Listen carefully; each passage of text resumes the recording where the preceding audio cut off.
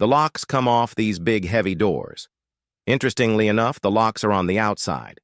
Hundreds of these doors, they open in unison, they open at the same time. And thousands, 2,000. It feels more like 4,000 people. They walk out of these different doors that have now just been unlocked. They're walking out into the sun, and a lot of them are squinting because they've been inside all night long. They've been trapped, essentially padlocked from the outside, and now they're walking into what feels like a massive atrium. They're staring up at the sky. They're doing circles. They're doing like a 360 turn. And all you see around you are these buildings, and then beyond those buildings, woods. It's so strange, it feels like its own secret country in the middle of the woods. There's 60s-something buildings. They all this brutal-style cement blocks, very unwelcoming. The scale of this place is massive. How do you even build infrastructure like this in the middle of the woods? It's dense. Woods, dozens of buildings just circling the center field where they're all standing, and there's also these walls. There are some walls that are built to keep people out, and there are some walls built to keep people in. This is one of those walls, because how do you climb 30 feet up with no grip, no help beyond that? Beyond the wall centering this field, there's a fence just as tall, potentially taller, and even if you get beyond that, what do? You don't even know where you are. You're in the middle of nowhere. Which way do you run? What if you run deeper into the woods? Or you run straight off a cliff, or you run until you circle back to whatever this place is. Regardless, it would be impossible to get past all the guards. The guards are holding these wooden bats, and they're shoving all these people to the center of this field. Every single one of the 3,500-something people are wearing identical track suits, blue track suits. Think of like the Adidas jumpsuits. Their heads are shaved, but it's clear whoever shaved their heads did not care. They did not pay attention. There's scars all over their scalp. And behind these people, the rooms that they just came out of is even more bizarre. Every single room is occupied by stacks, and stacks of bunk beds, just rows of bunk beds practically on top of each other. One of the people in the blue tracksuits blinks. What the hell is this place? A lot of the people gathered are minors. Some are young as 4 years old, but there seems to be no consistent pattern to even the people that are there. There are children. There's teenagers, adults, elderly people. Everybody is wearing the appropriate size blue tracksuit without distinction. How do you even get a 4-year-old old-size tracksuit and pin to each tracksuit? Are numbers, that's what they're known by here. Nobody goes by names, they just go by numbers. Most of the people in the tracksuits, they look scared. Some of them remember the first words the guards said when they were brought here. This is a quote from today. "You will abandon your rotten mentality and be born as a new human." And then there's a scream, "Hey, get down from there." Everybody's whipping around trying to see what the guards are yelling about until they see it over there.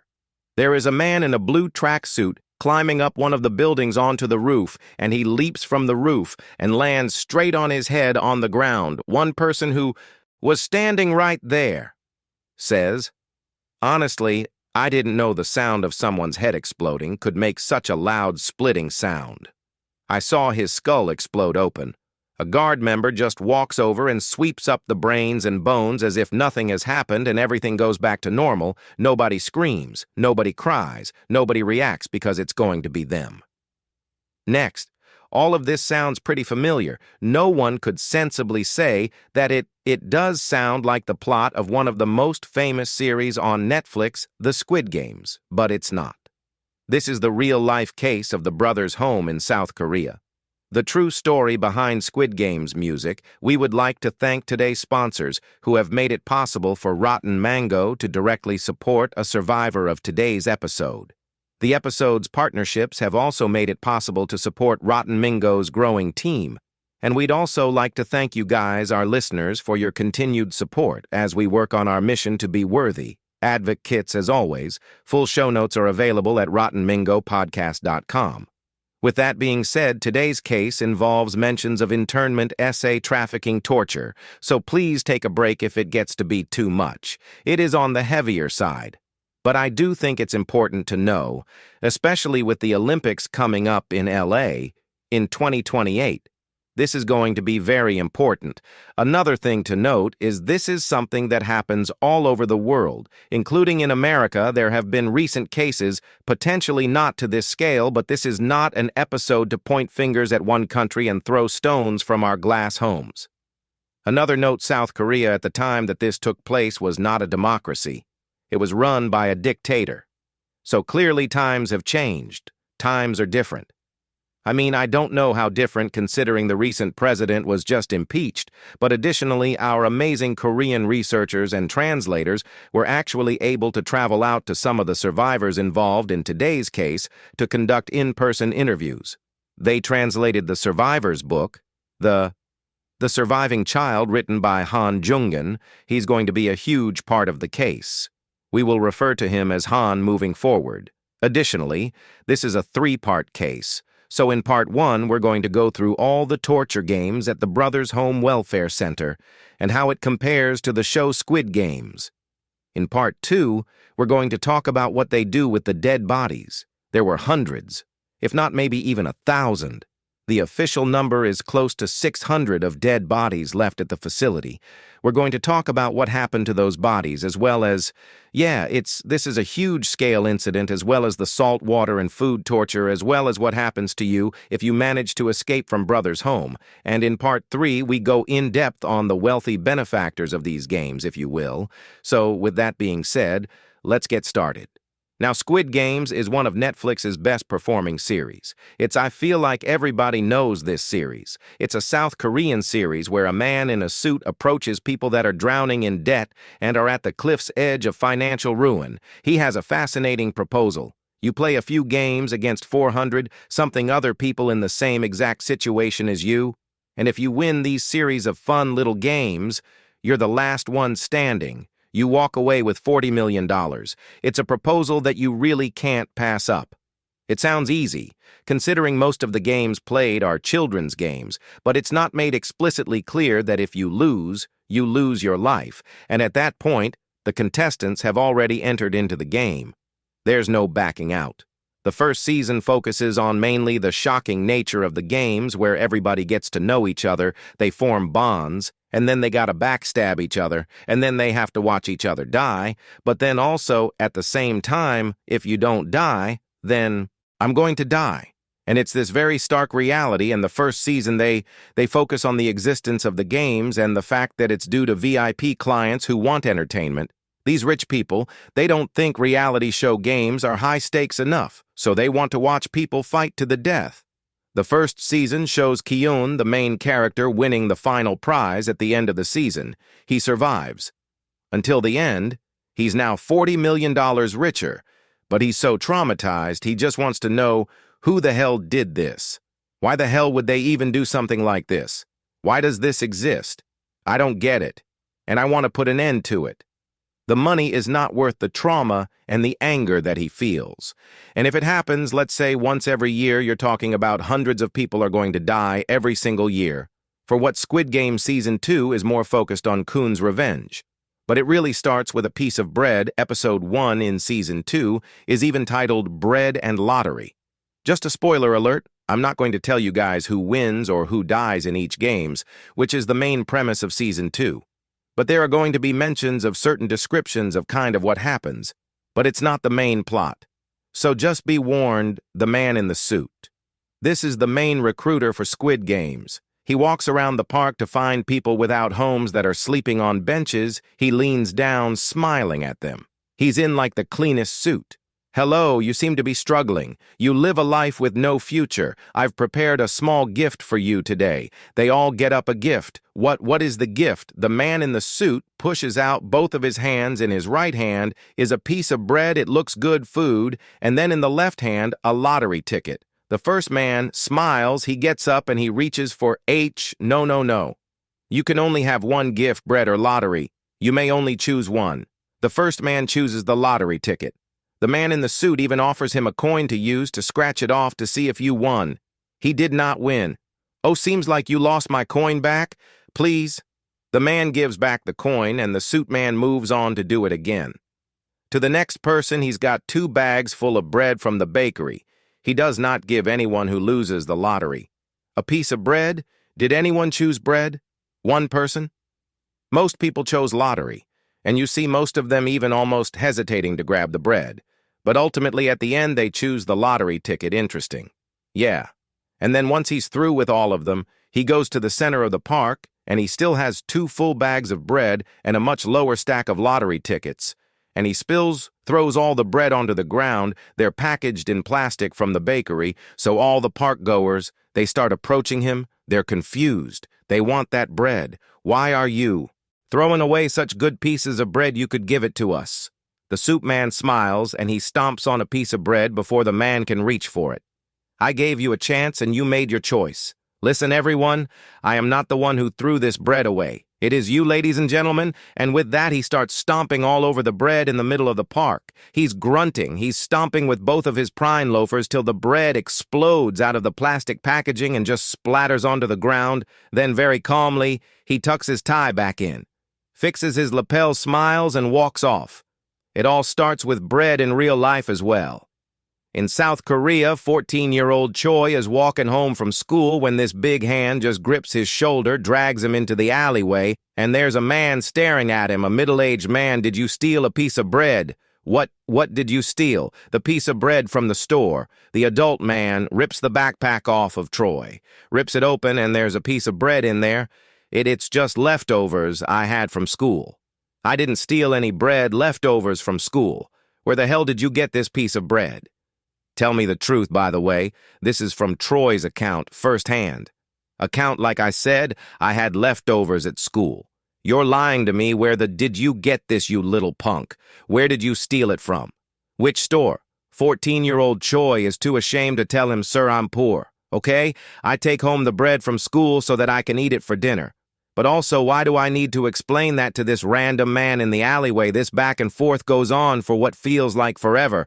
And this man just keeps smoking cigarettes. He's lighting the cigarette, blowing it in Choice's face, lighting another one, blow.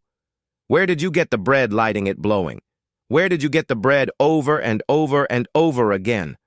Why is this man stopping him out of nowhere, screaming at him about a random piece of have-eaten bread? Things start blurring together. But Troy says he will never forget that moment where he is standing in front of the strange man, fully naked. And there's a cigarette in that man's mouth, and the man grabs his lighter, holds Troy's private parts, and starts holding the lighter underneath it. What in the alleyway? Yes. He flicks it on the flame. Almost makes contact. Tell me again. You stole the bread, didn't you? Please just let me go home. Please tell me the truth. Then I just want to go home. I didn't steal anything. Things have been disappearing from the local store. It must be you. Right, I saw you coming down the road. You stole it and you ate a piece of it, didn't you? Didn't you? And now the flame is touching him. It's burning him completely on his private parts. If you tell the truth, I will let you go home. It's not the truth, but what else is Choi supposed to do? Okay, fine, I stole it. I stole the bread from where the market up ahead. That's what Choi tells him. That's what he says, from the market up ahead. I stole it. Okay? Are you happy? You should have just told the truth sooner. I mean, look at you. You got beat up for nothing, didn't you? Stay here and wait a second. Troy is putting on his clothes back when the man walks off to make a call, and within seconds, he comes back, holds Troy down, and in a few minutes, a white van starts speeding down the empty road and screeches to a halt in front of the alleyway. It's one of those refrigerated trucks that you transport, I would imagine, refrigerated goods. You know, the back is like a windowless compartment. It's kind of reminiscent of like a moving truck. The back door slides open, and the man throws Troy in there and slams it shut. It is completely pitched back inside. There's not a single window. There's no light penetrating, nothing. It's even blocked from the driver's side. They can't see anything. He's panicking. He's trying to ask, "Hello, is there anybody there? Where am I? You can't just do this." Nobody responds. He says he waits until his eyes are adjusted to the dim light and he's rubbing them, and then he sees like a glowing orb, like tiny little marble, just like glowing. Then another one, and he's squinting and his eyes slowly adjust, and he said, children's eyes floating, staring at him. At least a dozen kids slammed into the back of this freezer truck. If you are kidnapped in a windowless van, it is very important that you listen and you try to figure out where they're taking you. The 20 pairs of what looks like floating eyeballs. Now they seem to be arranged by height, But that doesn't make sense because why would the kidnappers kidnap from shortest to tallest? I mean, why would they do that? No, it's because they're going up a hill, a steep hill, and they've been going up it for the past 30 minutes. It's not even clear if this is an authorized road that they should be driving on. It sounds like branches are hitting and scraping the sides of the van in another 10 minutes, give or take. It's been 30 already. The floating eyes, they slide to one side, and the truck slams to a halt. The door slams open, and the flashlight is shining in directly. Everybody's trying to block it. It's nighttime outside, they're so confused, and there's a handful of men holding large wooden clubs. They reminiscent of baseball bats, but they're not. They're more primitive. They look more painful. There's little spots of red on them, like blood. They're solid and they're massive, according to one victim. The men scream, "Hey, yous, what are you waiting for? Get out and get down." Now, one by one, they jump out of the white truck, and they're so confused at what they're staring at. It's nighttime, but they know that they're in the middle of the woods. There's trees everywhere. It's dense. It's not even the kind of forest that you do a little hike in. It's very unkempt, but that's not even the alarming part. It's the fact that they're in the middle of the woods, and they're standing in this massive structure, a compound. There's rows and rows of cement buildings, all uniform, uninviting. It feels like some sort of camp with 60 or so buildings, and they're all tiered kind of like a hole in the center, and all the buildings go up around it.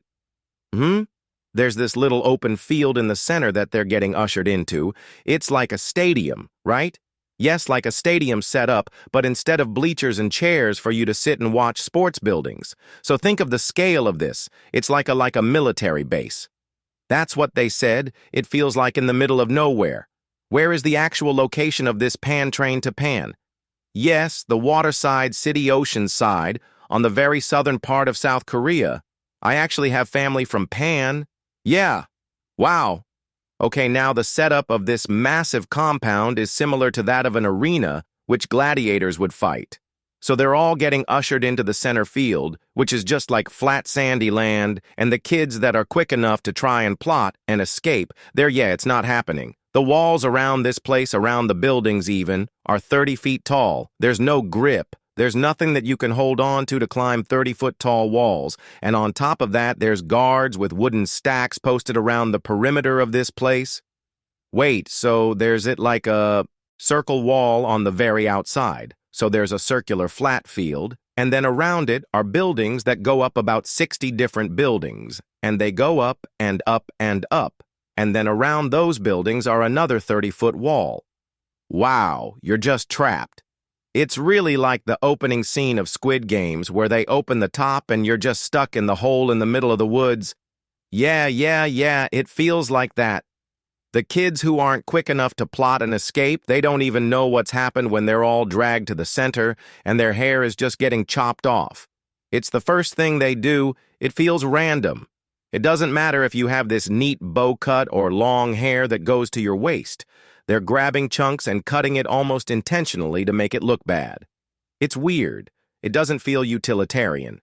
Because if you have long hair, the best, fastest way to cut it would be to grab it in a ponytail and then chop right.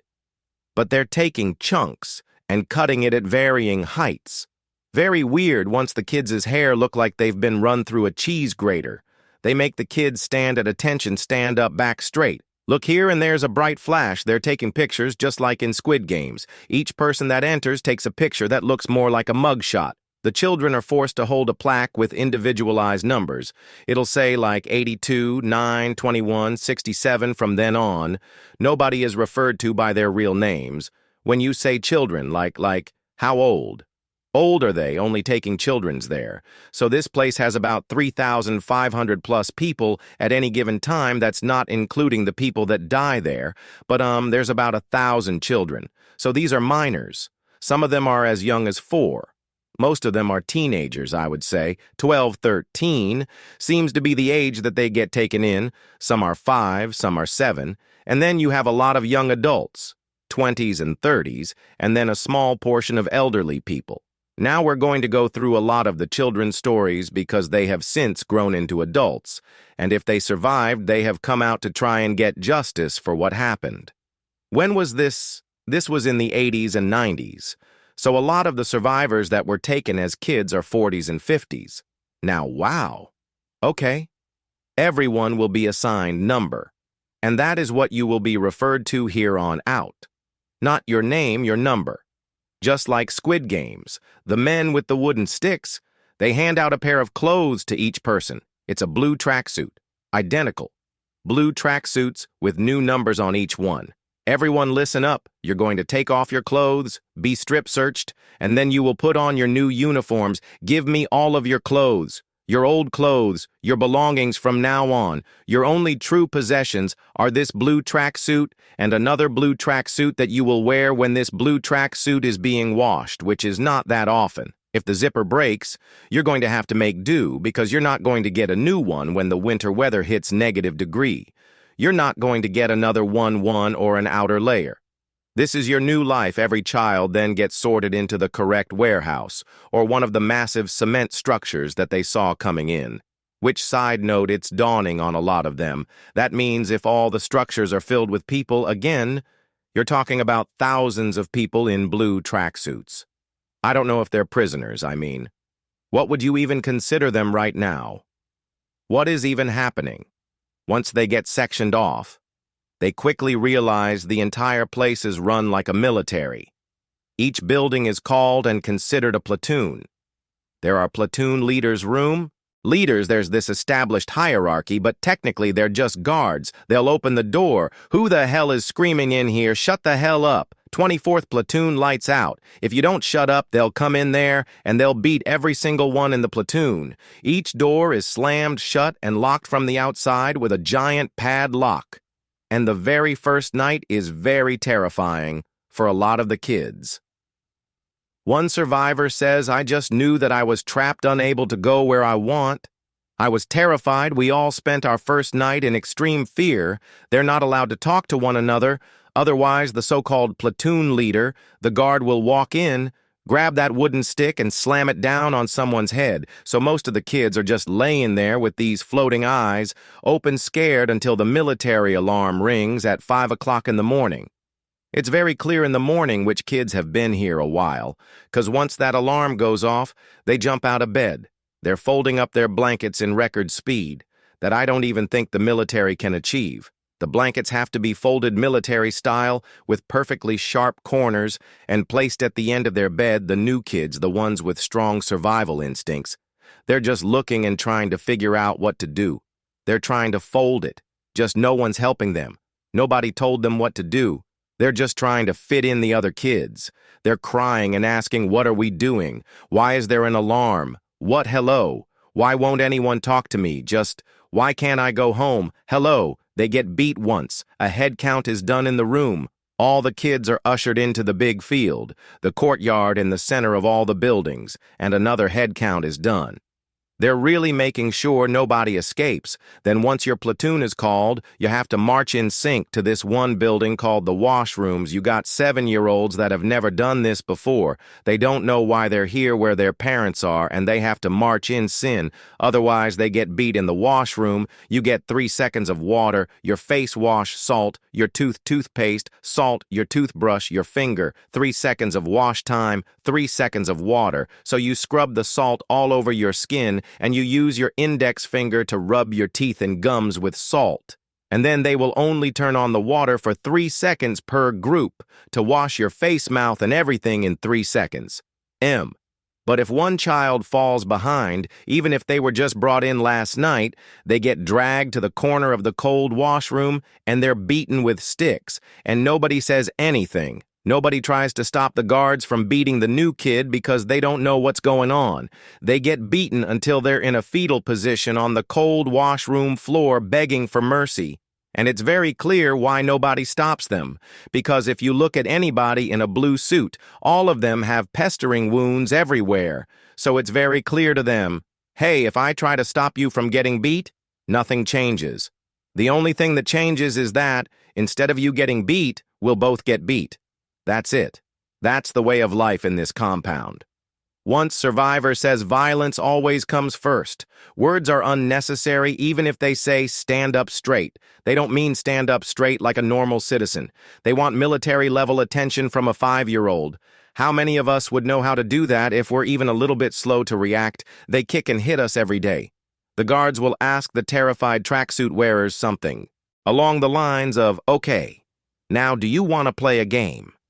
What they have games at Brothers' home. They're forced to play? Yes, Squid Games. The premise of the show is everyone in the game will participate in 6 different games over 6 days. Those who win all 6 games will receive a handsome cash prize. Interestingly enough, like I said, all the games are childhood games. They're not particularly the most mentally or physically taxing, at least not on the surface, but sometimes it's luck, like the Tiona game, where you have to cut out the figure in the hard candy. Or theoretically, you have some very simple games, like red light, green light, where you have to run or walk towards this finish line when the doll in front of you is screaming green light and then it turns around and says red light, and you better stop moving because you will get shot if you're still moving. If you lose your balance, if you trip, if you fall, you're going to get shot. Or recently in Season 2, they have this one game where the contestants get teamed up into groups of 5. They have to run across a track and play 5 separate mini-games that have to be completed before going on to the next mini-game. So it's mini-game, you run, mini-game, run, and you have to complete this whole track within 5 minutes. Now the premise of this, though the hard part is that they're all tied together. The 5 people, your right leg is going to be tied to your partner's left leg, and your left leg to the other partner's right leg, and if one of you trips, you're all going to trip, and it's all about being physically connected, because if you trip, you lose so much time, and you're going to die. The games in the Brothers' home are just as intense, and I would say just as high stakes, if not more so than Squid Games. Obviously, if you don't even factor in the fact that Squid Games is fictional, but the guards, they instruct the children and others at the compound, all 3,500 of them, create the Han River Bridge. Right now, each 50 people are told to line up side by side, and then they have to turn. So now your face is facing the back of somebody's head. MH, and someone's looking at the back of your head, then you get down onto a push-up position, and then in unison, each person has to lift their legs and rest them on the shoulder and back of the person behind them. So your legs are being supported by the persons behind you, and then your hands are on the ground. Yeah, it's maybe 3 people. It's easy. I don't even know if it's easy with 3 people, maybe 10. It's easy, but it's 50. A human centipede formed by 50 humans all leaning on top of each other. And the bridge has to be held for at least like half an hour, long enough for all the guards to take turns walking across the quote-unquote Han River Bridge. What is that something that just AAR made up, or it's like a childhood game, but you don't do it with 50 people. You do it with a few people. And the stakes of the game are, if you fall, you all giggle. But if you fall here, you get beat, and sometimes to the point of death. And this is something that created by the guards or by like the higher up for entertainment. For the higher ups, it seems like the guards for fun. Yes, for fun. The survivor Han, who authored the book, says we had to use all of our strength and our arms and waist to maintain balance. So the team leaders, the guards, wouldn't fall if they fell. Everybody goes down onto the floor. They're just laying there, stomped on, beaten with wooden bats. I mean, none of these activities are real games. They're technically games because a lot of them are childhood games. But other than that, it's not a game. A game would imply there's a winner and a loser in Squid Games. Sure, it could be argued that most games don't have a clear winner. But at the very end, the winner walks away with tens of millions of dollars. The game's stakes at Brothers' home is if you win, you get out with maybe just a few wounds from that game. If you lose, you could lose your life. The so-called games are just straight-up punishments. The guards would ask everyone if they wanted to play games, but like I said, they're not games. They'll stand and gather everybody in the bunk rooms and scream Hiroshima. Every single person in that cramped warehouse-likey room is going to stand up, climb to the top bomb, and hang themselves upside down with their legs hooked over the side of the top bunk, like you know how you go upside down on monkey bars, yeah, dangling head down. Now hold the pose. The rules of the game are simple. Don't get up and don't fall. and if you do, you get beat and possibly die. One survivor says kids who were new had the hardest time. They would cry a lot, and their faces would get swollen from the rush of blood. Others would collapse because they're fainting, not even because they can't take the pressure in their ears anymore. But if you fall from that position because you fainted, it hurts a lot. You land on your neck. Which, side note, a lot of people have become permanently disfigured, permanently disabled, and/or just completely paralyzed at the brother's home. Yeah, the game is made even more twisted by the fact that when you're upside down, they'll go around randomly hitting people on the stomach with the wooden stick, and it's random. It's not even like you fell or you're groaning or anything. It could just be for no reason at all, they said. The anticipation of that random hit to your stomach when you're upside down and staring at everything from that angle, it kills you. The anticipation, they say, quote, "There's no way to express the terror of not knowing where the guards would hit when your vision was pointed downward like a handstand." Another sick game is called the cup roll. It's a rice roll or blanket rolling, which sounds like it would be the easier of the so-called punishment games, but it's not. Barely anyone walks out without a concussion. The guards will roll the blanket out, slam me down onto it, and start rolling it across the floor. So now you're in this burrito of a blanket. If you don't crunch your core immediately and bring your hands to cover your head in time, you've lost the game. Because the second the blanket rolls, they start kicking you, beating you, stomping you. They say they kick you, like they're kicking soccer balls at the World Cup, but it's just your head. One survivor says, if you don't curl your body up as much as possible, your intestines could rupture. Or we've seen people with arms and legs that break in that game. You could also end up with head injuries, and cavalry is, what is that something that just AAR made up, or it's like a childhood game, but you don't do it with 50 people. You do it with a few people. And the stakes of the game are, if you fall, you all giggle. But if you fall here, you get beat, and sometimes to the point of death. And this is something that created by the guards or by like the higher up for entertainment. For the higher-ups, it seems like the guards for fun. Yes, for fun. The survivor Han, who authored the book, says we had to use all of our strength and our arms and waist to maintain balance. So the team leaders, the guards, wouldn't fall if they fell. Everybody goes down onto the floor. They're just laying there, stomped on, beaten with wooden bats. I mean, none of these activities are real games. They're technically games because a lot of them are childhood games. But other than that, it's not a game. A game would imply there's a winner and a loser in Squid Games. Sure, it could be argued that most games don't have a clear winner. But at the very end, the winner walks away with tens of millions of dollars. The game's stakes at Brother's Home is if you win, you get out with maybe just a few wounds from that game. If you lose, you could lose your life. The so-called games are just straight-up punishments. The guards would ask everyone if they wanted to play games, but like I said, they're not games. They'll stand and gather everybody in the bunk rooms and scream Hiroshima. Every single person in that cramped warehouse-likey room is going to stand up, climb to the top bomb, and hang themselves upside down with their legs hooked over the side of the top bunk, like you know how you go upside down on monkey bars, yeah, dangling head down. Now hold the pose. The rules of the game are simple. Don't get up and don't fall. And if you do, you get beat and possibly die. One survivor says kids who were new had the hardest time. They would cry a lot, and their faces would get swollen from the rush of blood. Others would collapse because they're fainting, not even because they can't take the pressure in their ears anymore. But if you fall from that position because you fainted, it hurts a lot. You land on your neck. Which, side note, a lot of people have become permanently disfigured, permanently disabled, and/or just completely paralyzed at the brother's home. Yeah, the game is made even more twisted by the fact that when you're upside down, they'll go around randomly hitting people on the stomach with the wooden stick, and it's random. It's not even like you fell or you're groaning or anything. It could just be for no reason at all, they said. The anticipation of that random hit to your stomach when you're upside down and staring at everything from that angle, it kills you. The anticipation, they say, quote, "There's no way to express the terror of not knowing where the guards would hit when your vision was pointed downward like a handstand." Another sick game is called the cup roll. It's a rice roll or blanket rolling, which sounds like it would be the easier of the so-called punishment games, but it's not. Barely anyone walks out without a concussion. The guards will roll the blanket out, slam me down onto it, and start rolling it across the floor. So now you're in this burrito of a blanket. If you don't crunch your core immediately and bring your hands to cover your head in time, you've lost the game. Because the second the blanket rolls, they start kicking you, beating you, stomping you.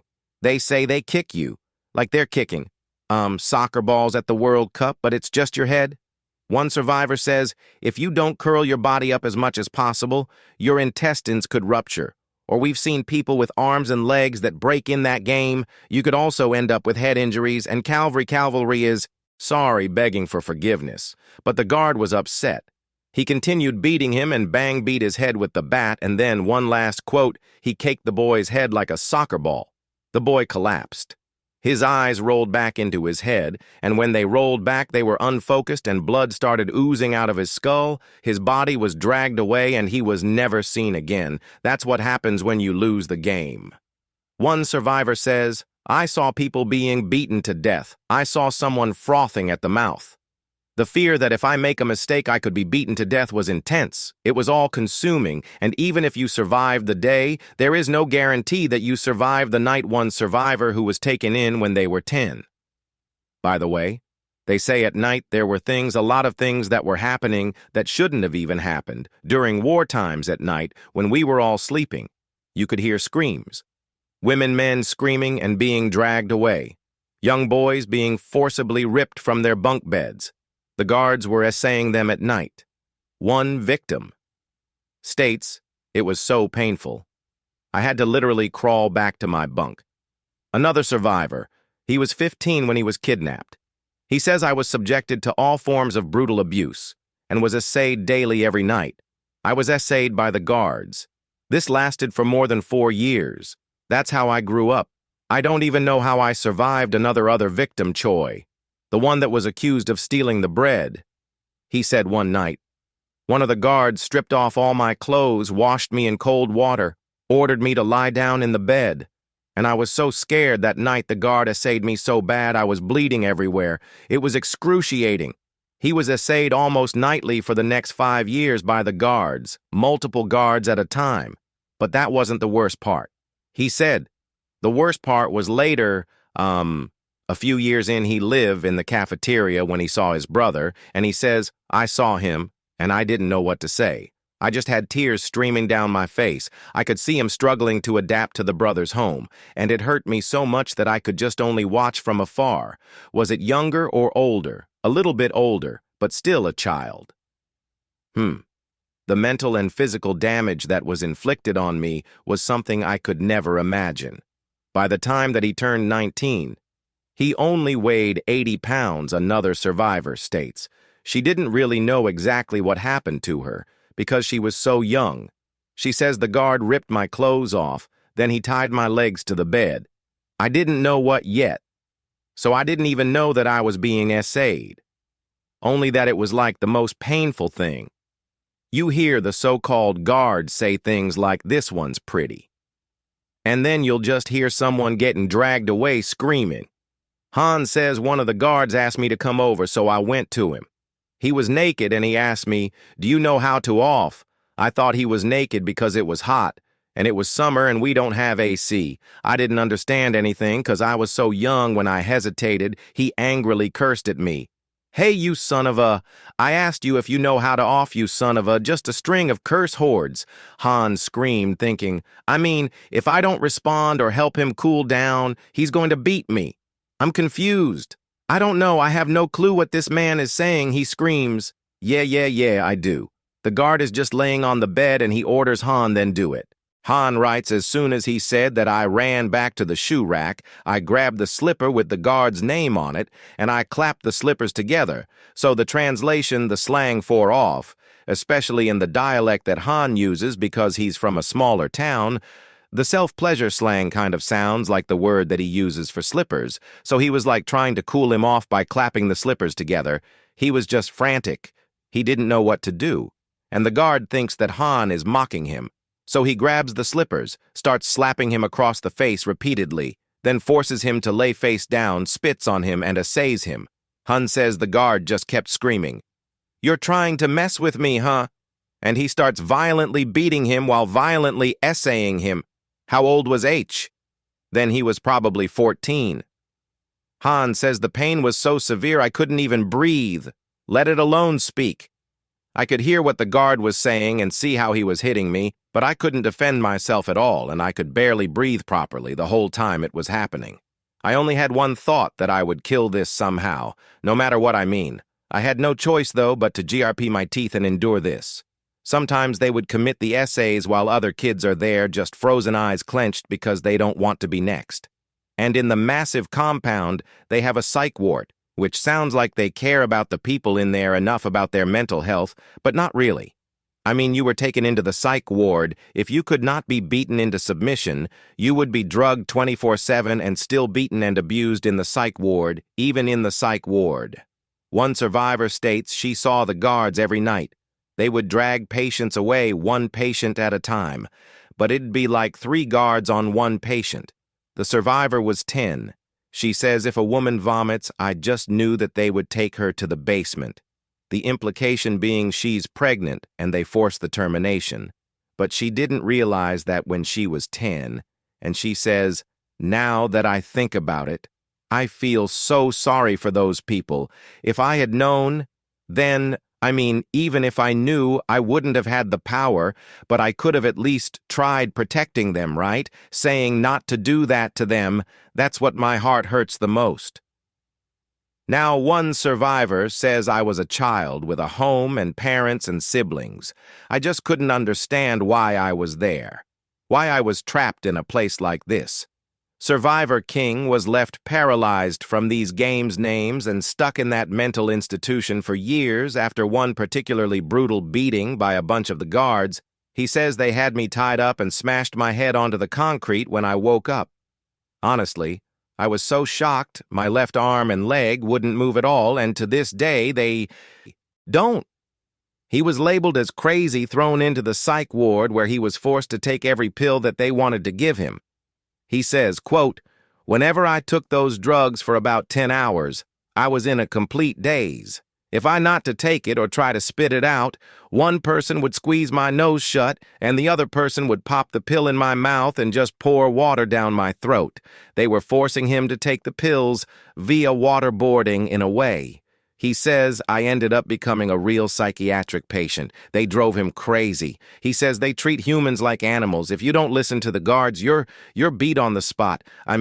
If there was a hell, this place was at Brothers' home is a place that doesn't even begin to make sense. Even their medical procedures don't make sense. If someone has a cut, an open cut their solution, because they have a medical wing, a building. You go there and they rub salt on you, a disinfectant. They say the survivor said the guards would just rub salt all over us roughly, which made all the wounds so much worse. One of the worst incidents of survivor witnessed was one man. Well, other than death, was one man got caught on a wire in the field and his stomach had split open. His intestines were pulling out. Do you know what they did? This is the survivor asking us. They brought the salt. They rubbed salt into his open stomach. The place feels like it exists merely to torture thousands of people in tandem, but how and why? Even though everyone is starving, living in the worst conditions, it still costs something to run a place like this, so someone must be funding it or something. For what reason? Nothing makes sense. What the hell is this place? All the survivors say. We felt like animals in the compound. We were not treated like human beings. We could not be behaved like human beings. We couldn't do anything. Thinking in there is a luxury. Everyone only has one thought. I don't want to get beat. I don't want to die. And then one day a guard walks in, attention. Look over here. Everyone stands at attention. They're looking, if one of you eats this, there will be no punishment games today. Everyone's squinting. What even is that? And they're looking and he's holding up this leathery-looking substance. It looks scary. One survivor says, snake skin. It's snake skin. It's interesting because we were so hungry. We would eat centipedes. Pine cones and pine needles, we would eat those too. But apparently snake skin was too much for us. So what feels like so many moments, nobody says anything until a little boy steps forward and his voice is so calm. Team leader, if I eat that, will there really be no group game punishments today? The guard nods, and the little boy walks up, grabs the snake skin and lets it slide down his throat, and everybody thought, well, that makes sense. If anybody in this platoon was going to do it, it was going to be that kid. That's why his nickname is Cannibal. He didn't earn that nickname for eating the snakeskin. He earned that nickname because when everybody was cleaning the bunk rooms, the warehouses. They have to clean it every day as well. He saw this baby mouse sleeping. The baby mouse was so young the eyes weren't even open yet, and he immediately just snatched it and gulped it down. He ate the mouse, and everyone stared at him, and he just responded, "It's good. It's good for the body." And they all looked away, and the name Cannibal just stuck. I mean, what can make a little kid so desperate that he would eat a mouse like that? Why don't they just let him go? Why even bring him here in the first place? What is the purpose of any of this? Why are they running this place? Where are they getting these people in the very first episode of Season 1 of Squid Games? The main character, Kayun, is approached by this very clean, sharp-looking man's suit. He just seemingly at random approaches. Kayun. This is the man who is bread stomping, by the way. They're sitting at the subway station. "Hello, sir. Can I have a moment of your time? I don't believe in Jesus, please. That's not it. Today I wanted to offer you a great opportunity." Kay points a gun at him, the suit man, with no fear. Puts his hands up. Kay pulls the trigger. It's a lighter. "Listen, dude. I come from a family of Buddhists. So don't piss me off and just please leave me alone, sir. Would you like to play a game with me? What are you, a salesman? God, you guys have such unique tactics these days. Look, I get it. You're just trying to do your job, or whatever. But I just don't have time. And sit here and listen to all of this." Suit man opens up his briefcase to show a blue folded-up paper, a red folded-up paper, and stacks of cash. "Sir, have you played DUI before? It's a Korean childhood game where you fold papers, you smack it down on the other party's folded paper on the ground, and you try to flip it every time the suitman loses. He will give Kyun, the main character, $100 for every time the main character loses. The suitman will slap him across the face at the very end. Kyun, the main character, has traded in his dignity for a few hundred, while the suit man seemingly knows everything about Kay's life. You've been divorced for about 3 years. Your daughter is 10 years old, $110,000 owed to loan sharks, another $170,000 owed to the bank. Who the hell are you?" The suit man hands him a business card. "Just a phone number on there. Call me. We don't have many slots left." That's how Kayun, the main character, gets into Squid Games. A man approaches him at the subway station. If you're out of toilet paper, the next best option is a wet wipe or a paper towel, or maybe a scrap of fabric. Just good old plain water probably works the best near the end of alternatives of good for toilet paper is newspaper. But did you know that if you rub 2 pieces of newspaper like you're trying to create a fire force of static, the newspaper gets soft enough to wipe your butt? It is the type of information that you only know from first-hand experience of using newspaper to wipe your bottom, as well as the fact that sometimes the morning headlines will be imprinted onto your butt for the rest of the day. But back then, in less populated areas of the world, and in South Korea, this was what was generally used: newspaper, and 12-year-old John. His dad was a luxury salesman of sorts because he sold toilet paper, and that's not an easy job because everybody's slamming the door in his face. Newspaper just works fine. Okay? You little SAS, stop trying to sell me your scam. It's not a fun job. Wiping hygiene is not that advanced. Yet everyone feels like he's out to scam them. And the only purpose Young's dad is doing any of this is because his 12-year-old son, Young, everyone in the neighborhood would tell Young and his dad one day, "Your son could be president." He was top of his class. He just had this charisma and humanity about him that all the neighbors said if you were president, this country would be a way better place. That is until he vanishes. He is one of the serial child disappearances in the city of Puan in South Korea. It seems like every week another child is going missing. Sometimes they're 5 years old, other times they're teenagers, other times they're full-blown adults. Their people are just disappearing. A few things are certain with each disappearance. The commonalities include a child or person vanishes typically at a subway station, pan station most of the time, and 2 men approach them at the Subway station, and their well-dressed kids. We need to talk to you about something. Could you come here for a moment? Or sometimes, you poor thing, you look lost. I could help you. Then they vanish. So the first thing uncovered about the two well-dressed people, you know how in Squid Games it's the man wearing the suit that asks if you want to play a game. Well, in this case, in the real-life version, the two men approaching and talking to the kids that vanish are police officers. But why would police officers be kidnapping kids to bring them to a torture facility? The bids open every 4 years. Technically, every group sends in their proposal. If you let us be the ones to facilitate the games, we will spend billions of dollars, at least $10 billion. Or some of us will even spend like $40 billion. 1 year, that number was like 45 calculated for inflation. Each group more or less competes to see who will have the honor of overseeing the games. Billions of dollars are spent to see people compete, to see who wins, who comes out on top, while everybody else watches Welcome to the Olympic Games. Which, okay? Side note, despite it being a financial healthscape for most host cities, there are still fighting bids to continue hosting. I mean, don't get me wrong. I love watching the Olympic Games. I look forward to the Olympics.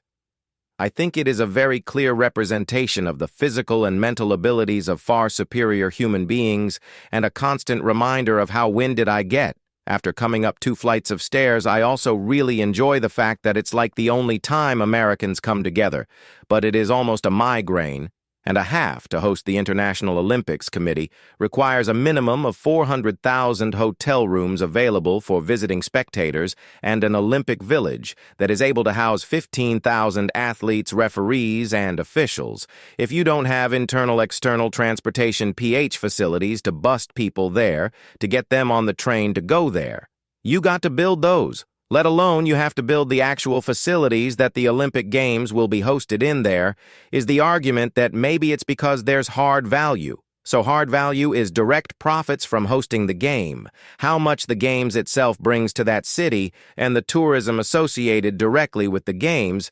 Then there's soft value, or like the trickling effect of global sentiment. Maybe your city was not on the map, but now everybody knows your city name because you hosted one of the Olympics, and now everybody knows that you guys have train stations, so they're going to go visit you more often. Or like the Beijing Olympics, for example, it said that many residents, they had so many new train routes that were created that are still being heavily utilized today. But there are benefits, especially for actually U.S. cities. Benefit a lot from the Olympics. So, for example, 2028. Olympics will be hosted in LA. We'll likely financially be okay with hosting. I mean, I do see a lot of people in LA were still upset. But most of the major sporting arenas and the infrastructure is already in place.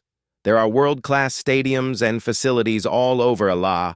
Their biggest expense will likely be fixing the public transit. And there's also another problem that they might have to deal with the population of people that are unhoused in Los Angeles. Recently, in 2024, Paris hosted the Olympics, and there were news reports that Parisian officials were going around Paris and clearing out the encampments. They were busting out unhoused populations with little to no support. They were sending them 250 miles away to a neighboring town to make sure that all the foreign tourists did not see the unsightly people. Which, I mean, obviously, that's not what the Parisian authorities have claimed. In fact, they deny doing that. They say, actually, we were offering people free housing, which technically people were bussed out of the city 250 miles away, given temporary housing, and the second that the Olympic Games were over, the temporary housing disappeared, and now they're left wandering 250 miles away, confused. But this has been the trend. During the Olympics, one expert says, hosting the Olympic Games is an inequality machine. Most cities find ways to, quote, dispose of their unhoused population. It's not just Paris, Atlanta, Moscow, LA, and the 80s. They're all the same. One man, without a home in law, was interviewed and said before the Olympics, it wasn't bad, now they treat us like dirt. 1. LA police captain told a reporter as he was scattering unhoused people to less visible parts of town, "We are trying to sanitize the area. A lot of cities are in it for economic growth, but maybe 40, 50 years ago, hosting the Olympics was more so for a symbol of pride. It's showing that your country is doing well. At least that's what it meant for South Korea. 1988, the Olympic Games will be hosted in Seoul, South Korea. To show you how big of a deal this is. This is the first time, okay, that the Olympics are going to be hosted in South Korea. Since the country has founded, foreigners are coming on a mass scale for the first time. It is the perfect opportunity for Korea to show the world what South Korea is. Now side. Note, this is Korea in the 80s. It's not. Now. You know, back in the 80s, there were no cute aesthetic cafes and color theory appointments. South Korea was scoffed at by most countries. It's like a tiny little plot of land way far out in the east. How could they ever possibly dominate industries like tourism, electronics, music, and slowly even movies and shows? This is before all of that. South Korea needs to make a statement. There's widespread propaganda that they got to put their best foot forward. So one way that describes how important this is, think of it. Like this, there's two families, sworn enemies, they take a blood oath, they hate each other. It seems like this feud is never going to end, and all they do every day is send each other bonds, and they absolutely without mercy will fight each other if they need to. Everyone in the whole area practically knows that these two families hate each other. In the beginning, Family A has a massive chip on their shoulder because Family B has always been richer than them. They just always have more resources, so Family A works really hard to show the world. You know what? I don't care about Family B. We're doing so much better than Family B. Actually, now we're going to have this once-in-a-lifetime gathering where all of the people are going to come. Some are our friends, some are Family B's friends, some are people that are just watching in between. And we have to show them that we're okay and that we're doing better than Family B. Family A is South Korea and Family B is North Korea. So you're saying a lot of it is stem from, North and South. Yeah, and they need to have this grand old party host the Olympics. And I will say, the way South Koreans unite during tough times is probably one of the more admirable things I've ever seen. I mean, I don't really see other countries coming together like that during times of grief recently with Jeju Airlines crash, but also with the impeachment of the president. The way citizens would order food for protesters. They don't even know they would make orders at restaurants near protest sites. So they would post it online, you go in and you pick up free food, wow. And then afterwards, the citizens that couldn't make it to the protest, they went out to clean up the debris because it's a bad luck if you protest and you leave trash, then the police might try to make you not protest. So a lot of Koreans really want to make this happen for South Korea. And I will say, this could be a big rumor, but at the time, which this is no longer the case, South Korea is really safe. Well, most parts South Korea had a big pickpocketing problem back then, really big, and there's this rumor that all the pickpocketing was organized crime. They're run by gangs. Back then, there was a rumor that all the heads of the gang met up before the Olympics and agreed that they're not going to pickpocket any foreigners, And there was not a pickpocketing problem that Olympics, and it was really decreased that month. But one thing the citizens can't really help with is the environment beautification work. That's what it's called. Anything that doesn't look good for foreign guests, clean it all up, including the people. Clean up the unite humans. Just like what LA police captain said, they need to sanitize the streets. So who are these people? The government categorizes them as vagrants. That is an outdated term. It's actually pretty derogatory and might even be considered an official slur in a few years. But it is. I can't not use it in this specific legal setting. Not that this is a legal setting, but when it was used in a legal setting, if I replace the word, it would lose the full meaning. It's not just semantics. Okay? So the word and definition for vagrant is it's how people are being pulled off the streets. So the government wants all quote-unquote vagrants off the street. The definition for vagrant is a person without a settled home or regular work, who wanders from place to place, typically lives by begging. That's how they get their food in form of payment, which is already quite problematic to want a chunk of the human population hidden away so that you can host the Olympics. But now the government behind closed doors is asking, well, if we want to get rid of the vagrants and we want to arrest them and take them away, how do we do that? Like, how do you know if someone is a vagrant? I mean, the scale of coordination that would entail, because to be that definition, a few things have to be true. You know, you have to be without a settled home. You have to be wandering from place to place. And you have to live by begging, by definition. They can't just beg in one place. They cannot just not have a home. They have to do all of these things. They have to travel and beg. It's a combination, you know. But the government is like, how are we going to track that? We're just going to follow one person from town to town and then arrest them. That's not effective. Well, let's just change the definition. The new qualifications of vagrant include drinking in public. What if it's an outdoor patio of a restaurant? It's technically public, you know, but you're allowed to drink. What if it's like that? Or sometimes this isn't allowed, but some people will drink in the alleyways with their friends after the convenience store. No vagrant.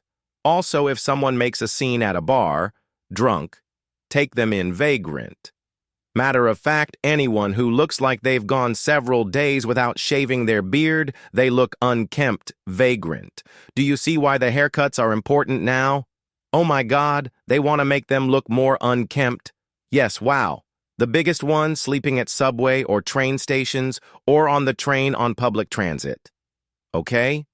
Not to get all nitty-gritty about things, but what about people who fall asleep while waiting for their train or taking a quick power nap while the train is moving towards their destination, like they're commenting, yeah, vagrant, who's making these rules, the dictator at the time.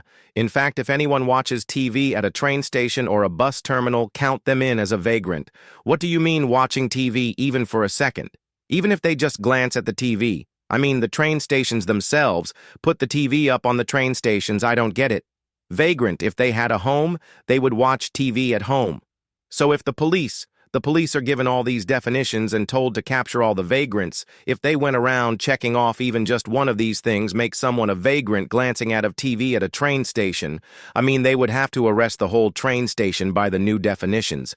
But then you're going to have a bunch of angry people. You're going to have that husband calling this person's wife, calling this person's dad, calling and screaming at you. Like, how dare you arrest my loved one for no freaking reason at all? This is not okay. People will come with pitchforks to the police station, so the police will end up taking in 0 people. So the government set up this incentive, a reward system. Each police officer gets points for each person that they bring in as a vagrant, and now there's incentive to bring people in.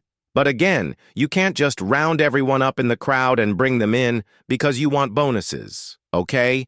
They need to bring in people that won't cause trouble. They can't accidentally bring in the pastor's wife or the mayor's daughter or the successful son. They have to bring in people that won't be missed, or even if they are missed, guess what? Their loved ones have no power. What are they going to do? Complain to the police about it. We are the police, so these are not disclosed to the public. No, the public, they think vagrant are like the pickpocketers, criminals, like they've been told, hey, we're just going to clean up the streets of people who are harming you, but instead, they're taking like every single person. They're just taking a kid that doesn't have a financial background or a family that are wealthy. Like village kids, small town kids. I see people that don't fit those categories. They think that the government is going to rehabilitate these people and provide help more or less the citizens. Because of ignorance, they think it's okay, and those people who don't think it's okay, they have no power, and the police are just bringing people in. In Squid Game Season 2, the suit man, the recruiter, says clearing and incinerating the bodies of countless people like you. Mr. Song, the main character, these things aren't human. They're just trash. They have no purpose in this world. But is it a cycle? Because by treating people as subhuman, putting them in the brother's home in subhuman conditions, how do you expect them to still act human afterwards? And I'm not saying that as my social commentary. Han, the victim who wrote the book, says I was once a human, but I became an animal in the brother's home at the brother's home. Rather than learning to live like human beings, you learn to cower around powerful people, struggle to even get a little bit of soup and plot to escape being hit. It's like living in a barbaric era, like animals. 12-year-old Young, the son of the toilet paper salesman that was kidnapped. He would do this thing where he would use the restroom, and for a brief moment before reaching the handle for the door, he would close his eyes, take in a breath, and pray for a portal to open. When I open this bathroom door, it's not going to be brother's home. It's going to open into my home, and my dad's going to be there, and he's going to be cooking something, and that's what's going to happen, and then he would open the door, and nothing would be there.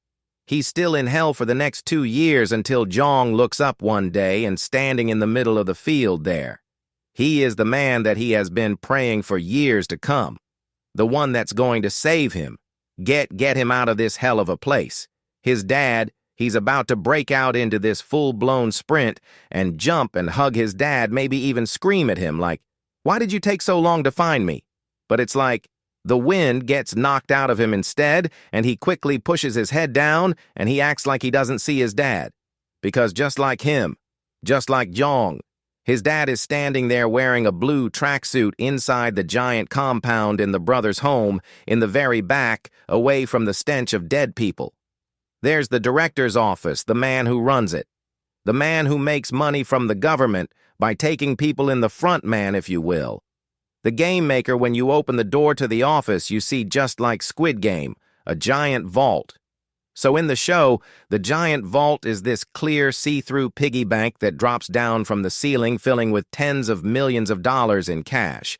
But at Brother's home, it's a giant bank vault like the ones used in banks. It's large one day, it gets torched, and it's pried open by prosecutors who finally decide to investigate. They yank open the door, and they find $8 million sitting there mostly in foreign currency. Welcome to the largest social welfare facility in South Korea. Where is all this money coming from? Because it's not just the government. Wait, 8 million back in the days, 8 million calculated for inflation. Okay? Where is this money coming from? Because it's not just coming from the government. Who the hell is running this place? This is part 1 of the real-life Squid Games. Part 2 and 3 will cover the adoption scams taking place inside the compound. Yeah. They have like an adoption ring where if the baby is young enough that they took in, they're like, okay, let's have a foreign person adopt this Korean baby. What happens to all the dead bodies? What happens to when entire family members are trapped in the same torture chamber together and sometimes pit against each other? Also, the process for revenge and retribution that the victims decide to get when they come together, that will all be covered in part 2 and 3. That is it for part 1. Stay safe, let me know your thoughts in the comments, and I will see you in the next one.